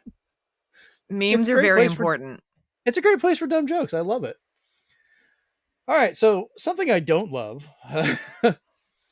Rockstar, and I thought this was a joke when I first saw it. I thought it was like a hard drive article, the gaming side of the onion. No, this is real. Rockstar Games is bringing GTA Plus as a $6 a month subscription for Xbox Series X, S, and PlayStation 5 starting on March 29th. So not only is this, the fifth system, I think, that they're releasing Grand Theft Auto 5 on without making another game, or another Grand Theft Auto game, but they're the third or fourth time you have to pay to upgrade it because they're not making the upgrades for Series X, Series S, or PS5 for free. You have to pay for those as separate costs for GTA Online and single player. Though they did make a deal with PlayStation where I guess the GTA Online, you do get that part for free just on there for a little bit. Mm-hmm. But on top of that, they're going to have a $6 a month subscription for those people to be able to get certain special functions and items, which, that's not going to completely break the meta of this game and people playing if you can't pay the money. So players that can afford to get this will get some of the following with other things added or removed over time. $500,000 put in your Maze Bank account each month, which is your spending account in Grand Theft Auto Online. Opportunities to claim properties in and around Los Santos that unlock gameplay updates you may have missed. Special vehicle upgrades, member-only discounts, GTA money and RP bonuses. I'm not sure exactly what the RP was, but Rockstar points or something. I don't know. Maybe.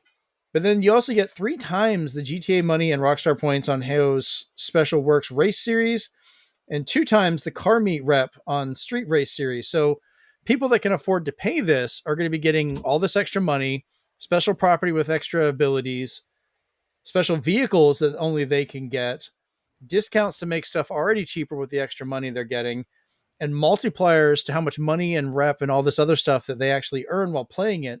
Because, that's not going to completely break the game and screw anyone that can't afford to do this every single time. And, oh, yeah, it's just $6 a month, but that's another freaking monthly fee or subscription, to go with. Like, what do y'all think? I just don't understand playing it in the year of our Lord 2022. I'm sorry. I'm going to be honest with you. I played Grand Theft Auto on the PS2. Like Grand Theft Auto, which was it, 3? Right? Yeah. 3. And 4. And Vice City. And San Andreas. And I had fun dicking around in the game, stealing cars, just driving around the city, putting in cheats to make your cars fly, to get to the other islands, whatever. And that was it. That's all. That was what we did. That's what me and my friends did. We didn't do any of the missions, killing people, whatever. We just stole cars and rode around. And that was it. Hooligans. Exactly. Absolute tomfoolery. But I don't think I've ever heard anybody talk about their GTA experience and it wasn't like exactly this. Yeah. So who plays online? Like what? It's nobody in their right mind truly continues to play it other than what I just said. Yeah. And if you do, I'm just like, are you okay? My brother played it a lot, but he was younger then. I think he was like 16 or 17. He was right at that age. Yeah, so like, I get it, like when it was like newer, when it first came out, sure, but in 2022, man, I don't know. I try not to be judgy about this because, I play PC 88 games. I don't know, who am I to say anything about that? But like, it's like, it just, obviously this has a market because they're still making a ton of money off this. And they're like cornering the player base by basically forcing this on you, or you're playing so inefficiently that you might as well be like, it's only $6 a month. And that's the kicker, right? It's only $6 a month. And that's, yeah. I hate the it's only comments. Like, that's just, you guys have no idea like what the people are paying. Like, it's already limited to people that only have the newer consoles. So that's already going to affect you if you couldn't get a hold of one of these already hard to get a hold of systems. Oh, it's not uncommon to go, well, do you have a PS5? No. Good luck. That's a meme on my stream because I unintentionally, like, I'll ask people if they have a PS5 and I'll be like, oh, you don't have a PS5?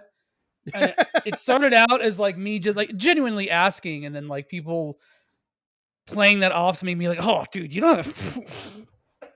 I've quit mentioning it because people get pissed at me when they find out I have all three, and I'm like, I'm not trying to rub it in. We were just talking about consoles. So like when I got mine, and I got mine when I had gone home to Panama City, thanks to a friend of mine, Right. And then when I got back to work, and I was, I don't even remember what game I started playing on it first. I honestly do not remember what it was. Final Fantasy, maybe. I know. Oh, I remember. No, I immediately started playing Integrate, the Final Fantasy 7 thing. There you and go. I went to work and I was like, oh yeah, I play this. And they said, how, Rachel? You don't have a PS5? And I go, yeah, I do. I just got one. And then they went, how? And I was like, look, wow, don't get mad. Good God. But but everyone gets mad when you say that you have a PS5, especially if they don't have a PS5. In fact, my friend Jeremy just got one. He got the digital one, and I went, okay. And he goes, are you happy for me? I said, yeah, I'm happy for you. You got what you could get. It's like, you want to borrow this disc? Oh, sorry. These freaking millennials, they ain't trying hard enough to get. They ain't trying hard enough. They just got to stop drinking the Starbucks coffee, and if you stop your $8 lattes every day, then you could afford a PS5 and get it. These kids, I swear to God, I swear. If you try harder and sweat, you'll just make one appear. Exactly, bootstraps PS5, yeah. You lift yourself up by your DualShock. Yeah. Your DualSense. Instead of pulling yourself up by your bootstraps. And with those new triggers, you can feel it as you pull yourself up by your DualSense. You feel the tension. Oh my god. The triggers. I think I've been on pretty good Steered us jokes this down a episode. dangerous road. We sorry. just went down a road. We went down we took a left down Joie Street. Yeah, we just hit exactly You're in an the hour and a Joey zone half. now. I don't care. This is hilarious. It's like Stalker, but instead of the zone, it's just the Joey zone. The Joie And zone. everything is sepia until you step into it, and then it becomes colored.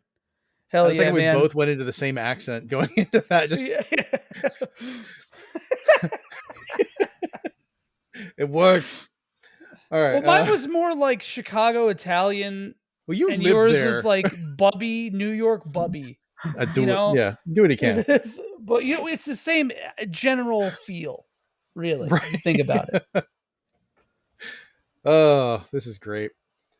But what's not great though is this whole GTA Plus thing. Like, what the crap? Like, I think Rockstar is them getting kind of lazy about this. Like, they're not putting out any more content for Red Dead Online. They pretty much just kind of let that lapse for a lot of that stuff, which seems a little, because you can't market as much. You can't just like, oh, we have this new shiny horse, but it's a horse and it's not shiny because, that'd be weird.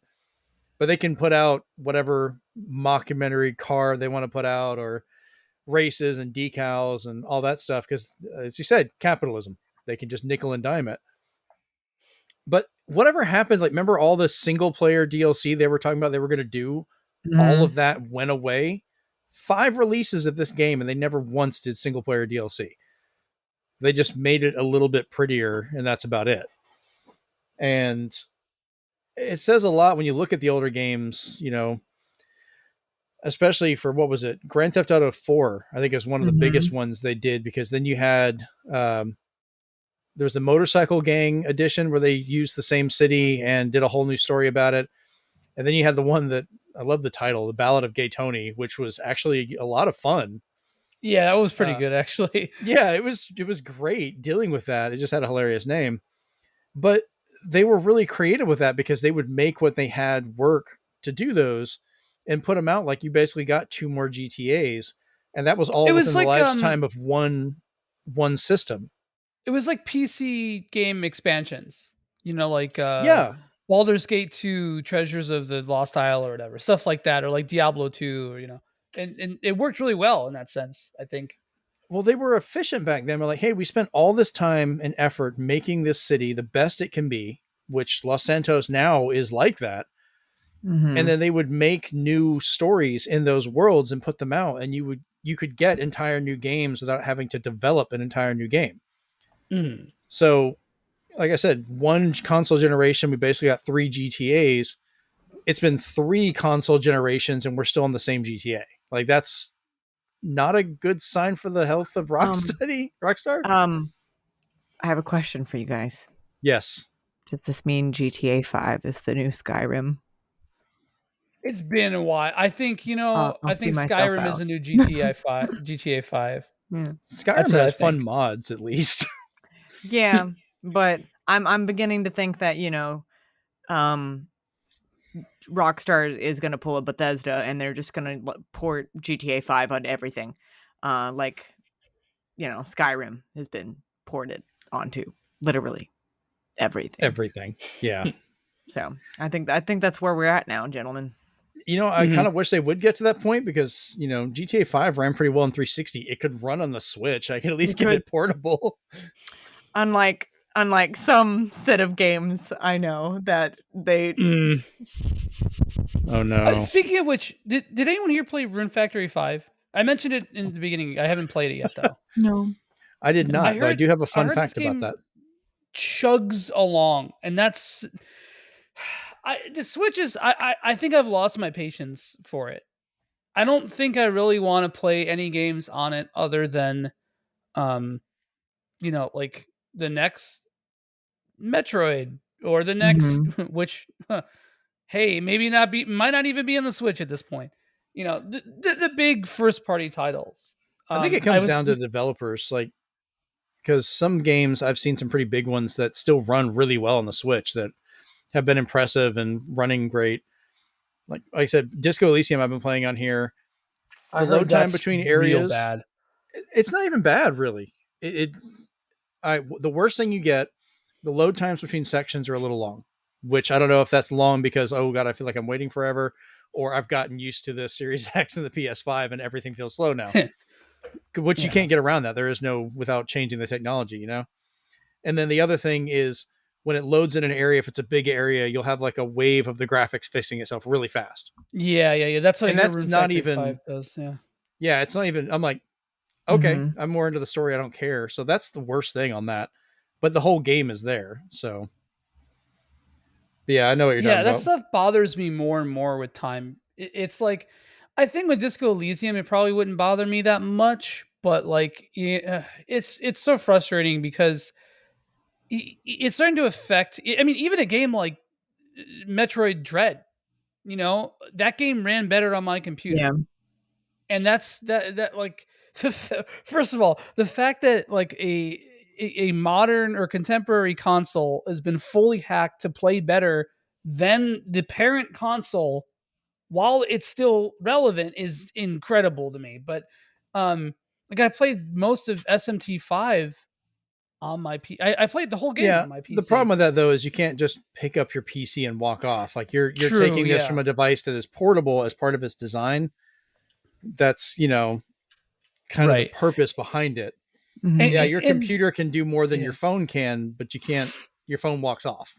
Like, Yeah. Right, of course. Yeah, but like I mean my phone is also like really close to the Switch in power, which is kind Yeah. of sad because my phone is almost as old as the Switch. And I don't know. I'm starting to like the portability aspect is really great for older games. It's really cool for the Switch Online stuff.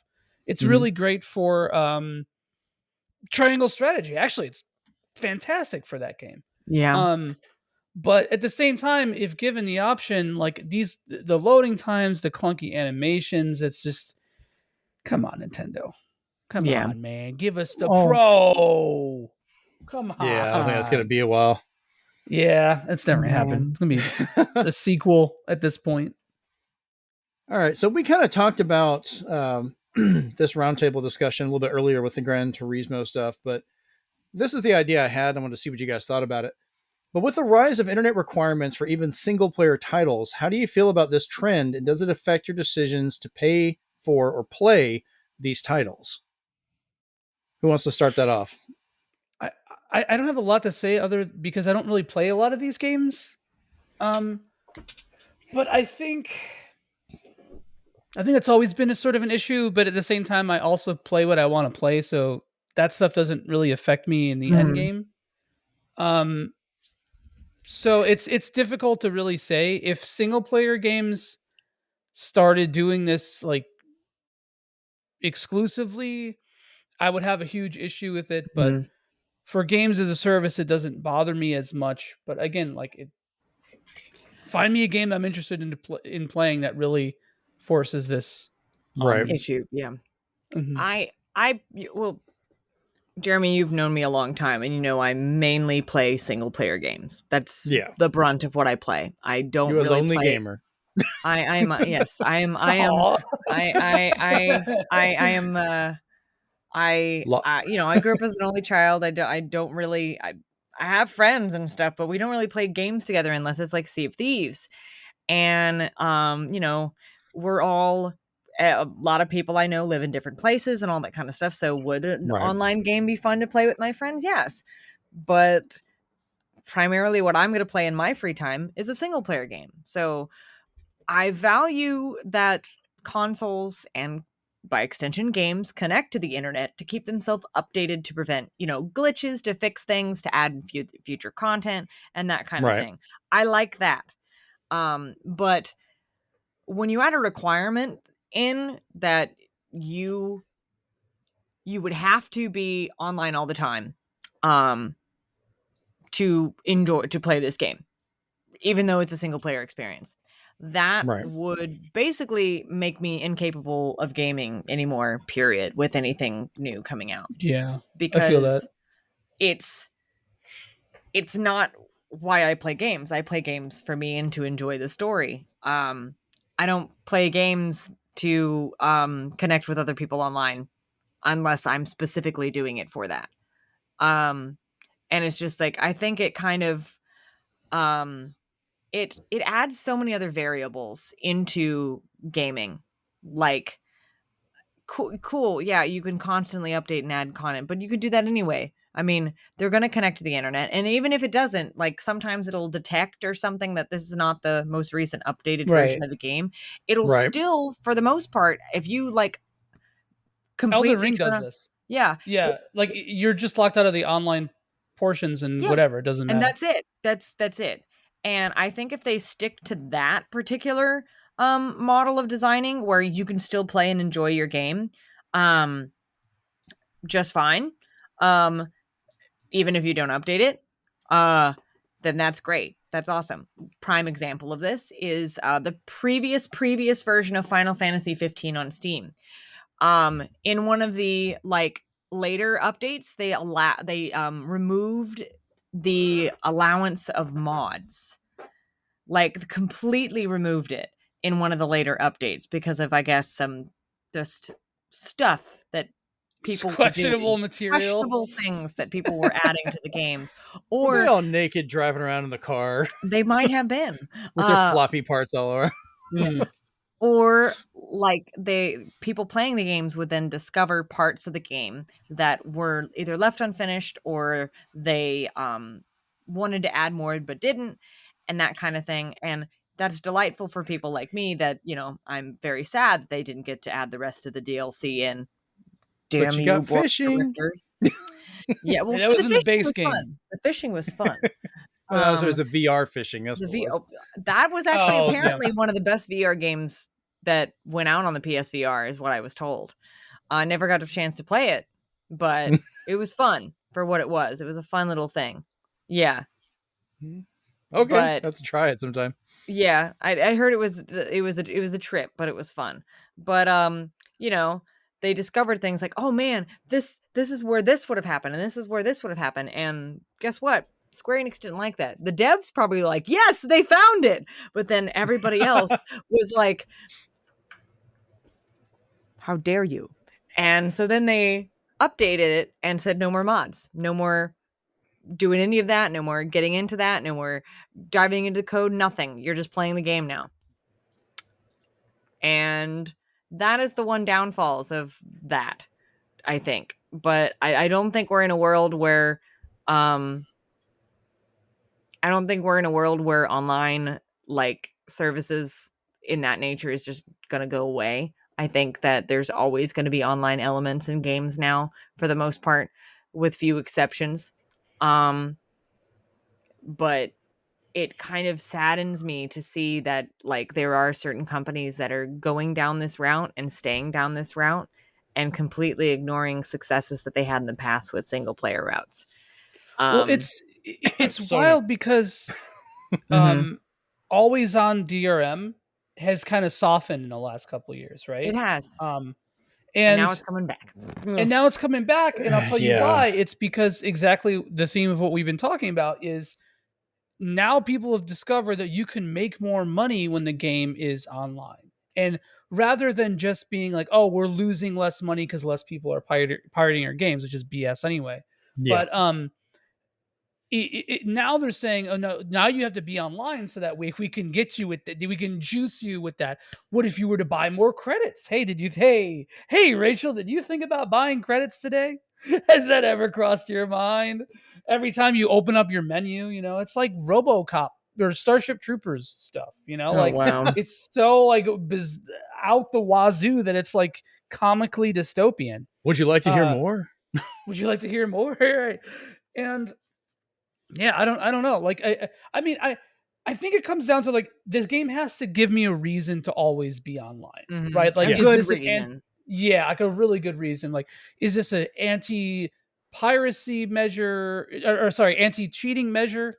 Again, I'll use Diablo as an example. Like, if Diablo was like, hey, you have to be online at all times because we don't want people editing their local files and hacking and becoming broken or or Pokemon, for example, might even apply here too, because it's like, one of the big problems with Pokemon is that, like, there's still hacked Pokemon Yep. and it's way more efficient to just, have somebody gen you a Pokemon than it is to farm it yourself.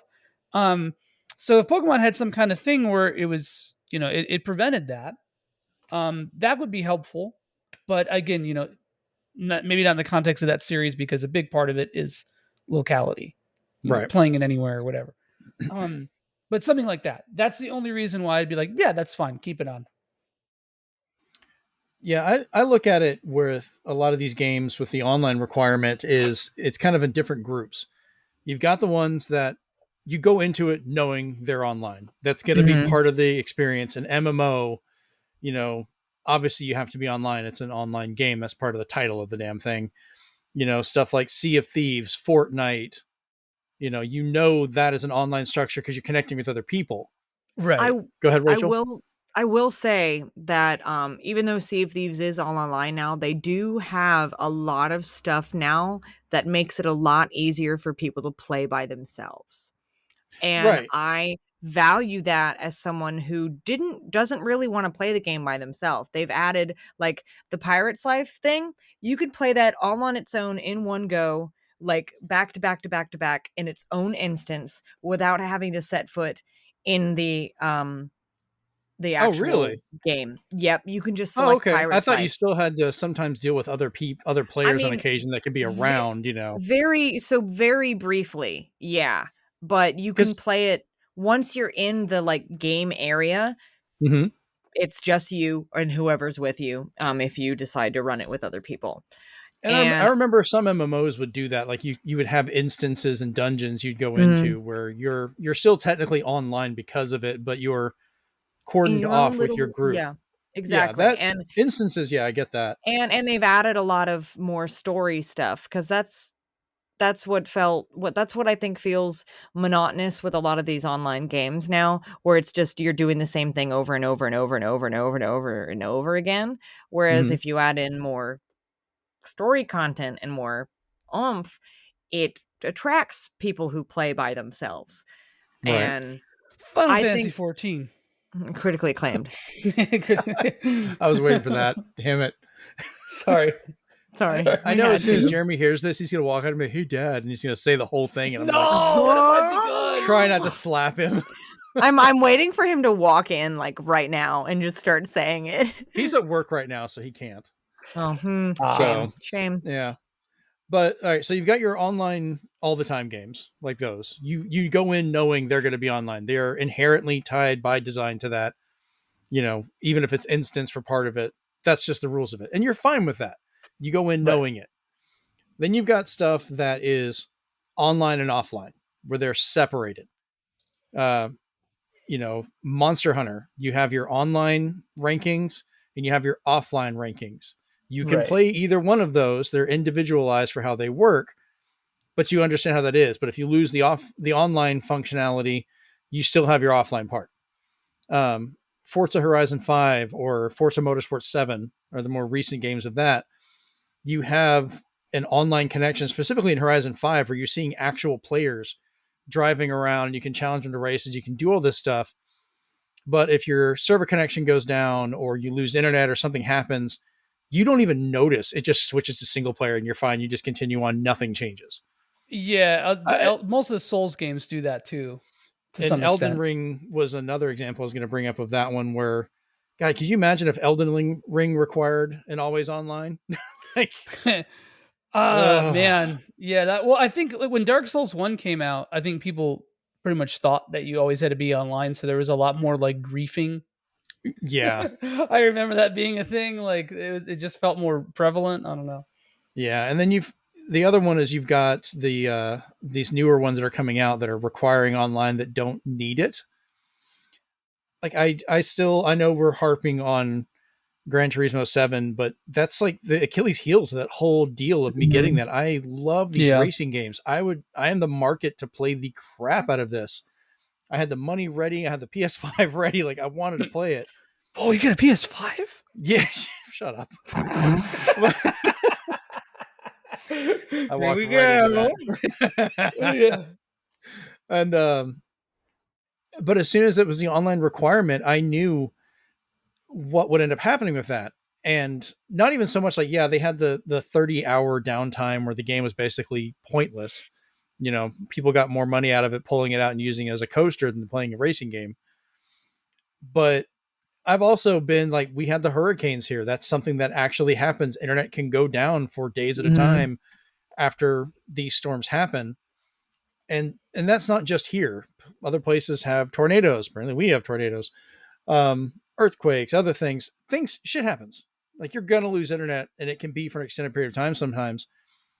And when you're just sitting there trying to find something to do, you might want to play a game. And if you can't, that's when it really hits you. And you can tell people that have never had to deal with that they're just so Yeah. used to, I've always got online. And I love the responses I get from some people. I've had some tell me, oh, well, just make a hotspot in your phone. Like, that's not a good way to play this. You imagine trying to play Gran Turismo with a cell phone hotspot being your only connection between it just shutting off. I swear that's what most people who play fighting games on PS4 use. So it Oh makes yeah, sense. that's a rule. So You weren't aware of that? It's in so the like it's in the it's fine print. You have to agree to so it. so listen, I barely used my phone as a hotspot, like, ever.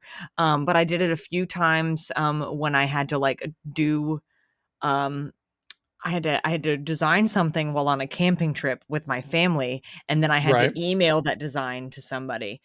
And man, did I sit there and stare my computer down. My phone had service, perfectly fine service, but it just took so long to do anything as a hotspot. So I can't even fathom people playing games using their phone as a hotspot, honestly. Oh, I've had to deal with people doing podcasts with that. Oof. But anyways, but like, even non-game related stuff like um Adobe stuff like Lightroom and Photoshop, Yeah. you have to have that online connection, because I tried using it without the internet connection. Even though it was supposed to work, it barely functioned. Like, the thing kept locking up. It was nothing. I had to put it on my phone's hotspot to finally get internet where it was, to get access and get it working again. Like, it was, as much as they swear it'll work, it doesn't. And that's what the biggest thing is. No matter how much they swear these things will run, no matter how much they swear it'll be fine, you won't even notice it'll be online, they're going to mess up. That's just the nature of the internet. Nothing is going to be consistent forever. Mhm. You know, how many times have you watched Netflix and your stream stopped? That's your game. Oh, yeah. You know, that's a whole different thing. And I'm hoping, developers, and more importantly, publishers, because they're the ones pushing this, Mhm. they're the ones that are causing the problem, where they're not letting them do the very simple answer of have an offline and an online mode. Yeah. It's a very doable and simple thing.